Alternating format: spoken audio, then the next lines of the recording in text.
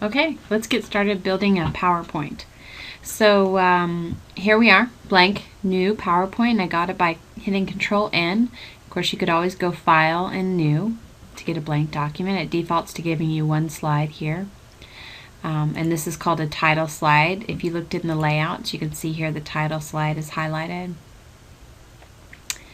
And so I'm going to do mine on my trip to the Bahamas.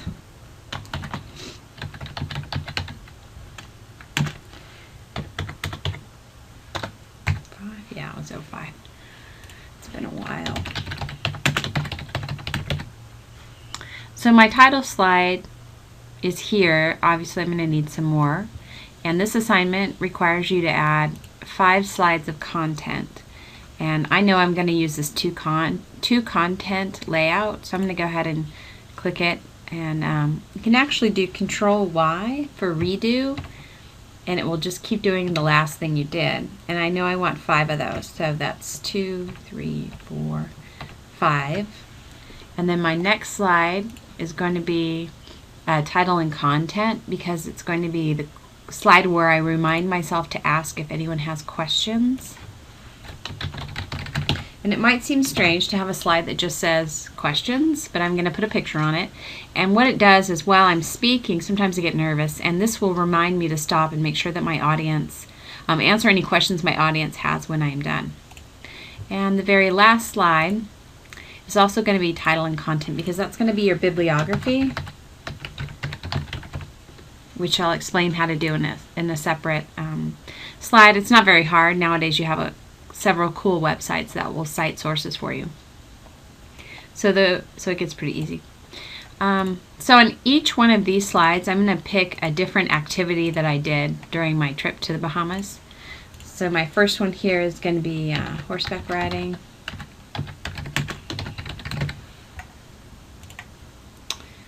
The next one.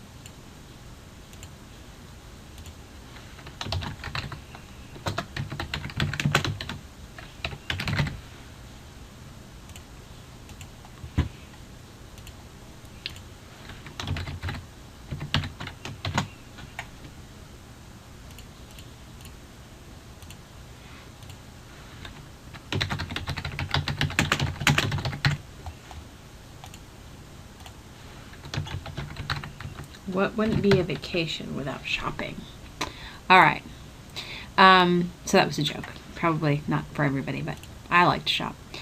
So this particular project's pretty easy for me because I had an awesome trip. I had 5 things I did during my trip that I can talk about, that I have a picture of or something, visual that's interesting. And then I have my questions and I have bibliography. So once I have sort of the framework of what I'm going to put on each slide, then I start building each individual slide. So sometimes I'll have students take a piece of paper and draw, 8 total? Yeah, 8 squares. And I just have them sort of storyboard or map out what they're going to talk about in each slide, and that kind of helps them define the project. So feel free to do that, old school pen paper. Not, there's no points deducted for starting out that way to help you figure out what you want to talk about.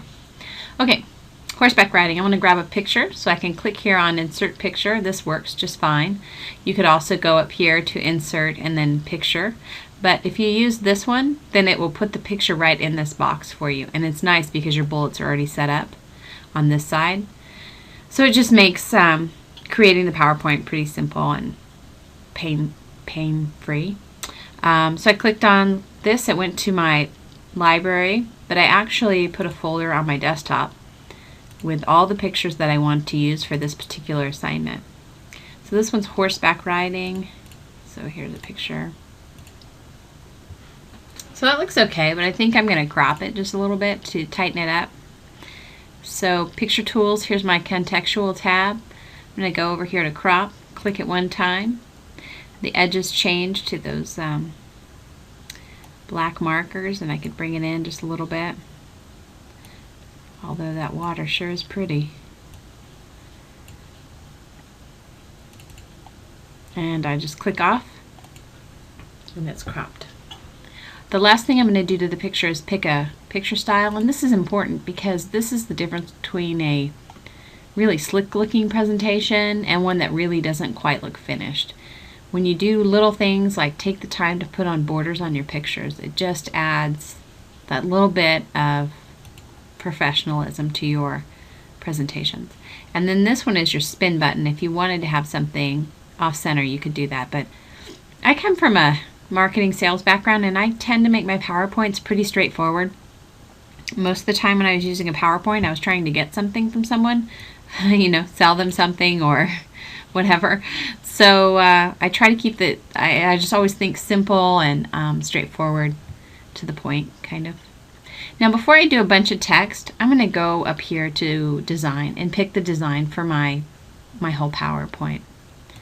The reason why is that sometimes the fonts or the way the text boxes are made, things will be off. So I just want to go ahead and build it with the font I want in it, or the theme, excuse me, already built in. So I like this blue one. It's kind of nice. So this one has the title at the bottom, and I hate that. To me, my eye never looks at the bottom for a title. It always looks at the top, which I guess makes me extremely boring, but let's see how that looks. Oh, I don't like that either, sorry. They must have gotten rid of my normal one, because I have one that I always use, and it's not here. Oh, here it is. Huh, shoo, there it is. Okay, that's my favorite background. I use it all the time. But it's nice. It's predictable. The picture's not, or the color is not interfering with the text and stuff. It's clear. It's easy to see. The title slide's very straightforward. Oh, okay. Anyway, there we go. So there's that. On each slide, you're going to put your bullet points. Your bullet point is your note card. Because whenever you get up to give a real presentation, you don't have a note card. Nobody's going to buy something from you if you're reading from a note card. I mean, you got to know your product, right? You're knowing whatever you're selling, whatever you're presenting, it's in your brain, right?